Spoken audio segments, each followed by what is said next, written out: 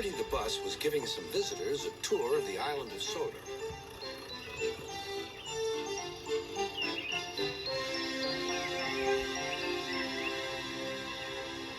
It was their last afternoon, and Edward was preparing to take them to meet Bill and Ben.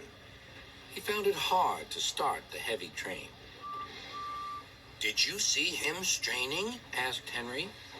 "Positively painful," remarked James. "Just pathetic," grunted Gordon. "He should give up and be preserved before it's too late." "Shut up," burst out Duck. "You're all jealous. Edward's better than any of you." "You're right, Duck," said Boko.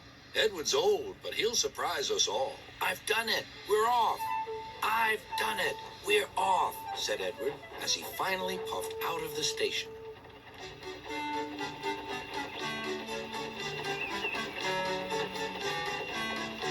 Bill and Ben were delighted to see the visitors. They loved being photographed. Later, they took the party to the China Clay Works in a brake van special.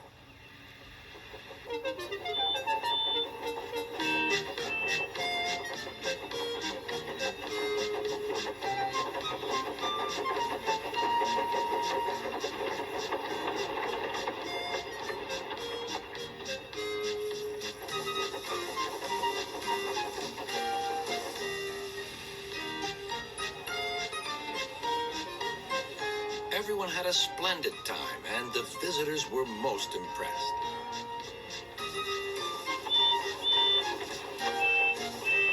Then Edward took the visitors home.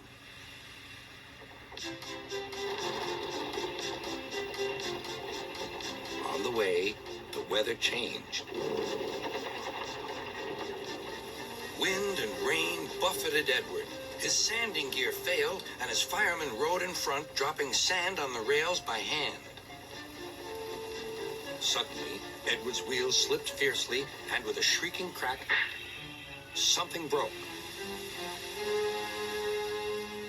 The crew inspected the damage. Repairs took some time. "One of your crank pins broke, Edward," said his driver. "We've taken your side rods off. Now you're like an old-fashioned engine." "Can you get these people home? They must start back tonight." "I'll try, sir," promised Edward. Edward puffed and pulled his hardest, but his wheels kept slipping, and he could not start the heavy train. The passengers were anxious. The driver, fireman, and conductor went along the train, making adjustments between the coaches. "We've loosened the couplings, Edward. Now you can pick up your coaches one by one, just as you do with freight cars." "That'll be much easier," said Edward. "Come on," he puffed and moved cautiously forward. The first coach moving helped to start the second, and the second helped the third.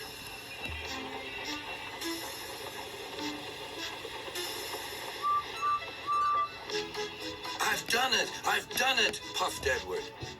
"Steady, boy," warned his driver. "Well done, boy. You've got them! You've got them!" And he listened happily to Edward's steady beat as he forged slowly but surely ahead. At last, battered, weary, but unbeaten, Edward steamed in.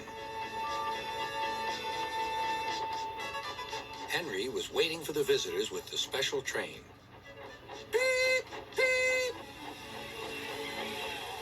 Sir Topham Hatt angrily pointed to the clock, but excited passengers cheered and thanked Edward, his driver, and firemen.